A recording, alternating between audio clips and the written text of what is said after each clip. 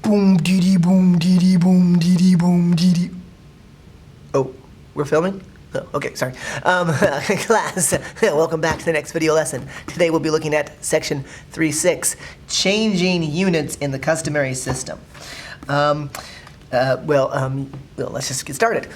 If you're wondering what customary system is, well, congratulations. I don't know. I'm kidding.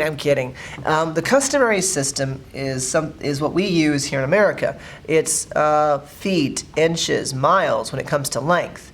If it comes to weight, we're typically talking about ounces and pounds and tons. If we're talking about volume, or you might say capacity, like how much a bathtub holds or a cup of water, how much could fit into a cup. We use fluid ounces, we use cups, we use pints and quarts and gallons and all that fun stuff. So that's what we use. So we're talking about changing units, converting inches to feet and ounces to pounds and cups to gallons. Yeah, all that cool stuff. It's not cool, I know. Okay, let's just get started. All right, in order to do this, you do need to familiarize yourself with a section in your book. So it would be very helpful for you to find section 3.6 in your book.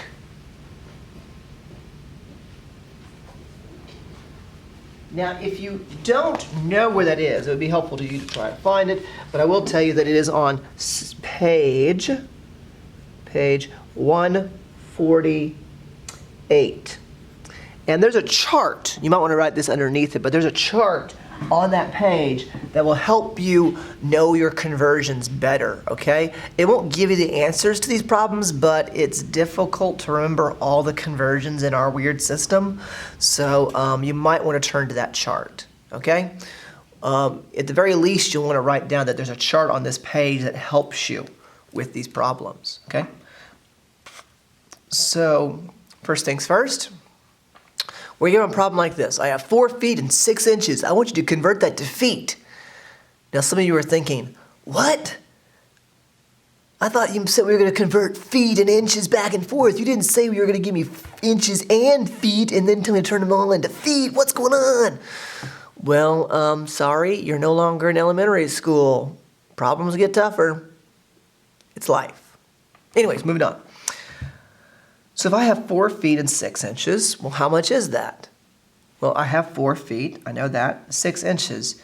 If I wanted to describe that in feet, not with inches, if I had something that was 6 inches in length, and I said describe it in terms of feet, how would you describe that? I would hope most of you can see that 6 inches is half a foot.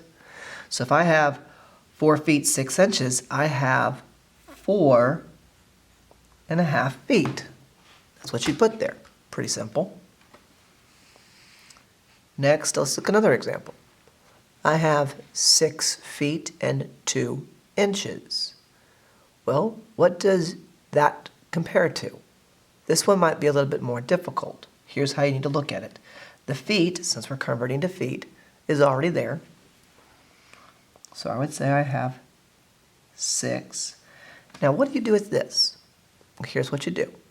You take your 2, put your 2 legs up, okay? And you ask yourself, how many inches go into a foot? 12. You reduce the fraction if it can be reduced. It can be. It reduces to 1/6. So you get 1/6.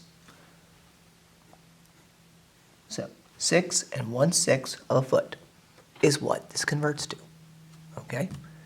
Hopefully this is not too difficult. Moving on. Here we have yards. We're told to convert 10 yards and 6 feet into just yards. Well, I have 10 yards already, I know of. Got 10 yards plus, well, what's this? I've got 6 feet, okay. How many yards go into a foot? Or how many feet go into a yard? Well, 3. So what's 3 over that? Well, that'd be 2. So that'd be 10 plus 2. Oh, that would be 12. That'd be 12. I hope you understand that. If you don't, put a question mark by it. Come on, you know you want to. Here we have fluid ounces. We have 48 fluid ounces. And how many cups does that equal? Well, does anyone here happen to remember how many fluid ounces are in a cup? You don't, do you? I knew it. Shame on you. It's 8. 8 fluid ounces go into 1 cup. So what you could say is I have 48 over 8. If you divide this out, you'll find the answer is 6. So if I have 48 fluid ounces, I actually have 6 cups of liquid. Next, I have 1 cup. How many pints do I have? So I have 1 cup.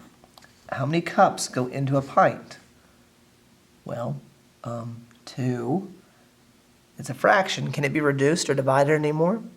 No. So if I have 1 cup, I have half a pint.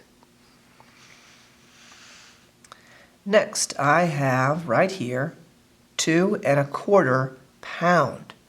2 1/4 pound, and I'm converting it to ounces, okay? Now this should be pretty easy. I want you to notice something up here, okay?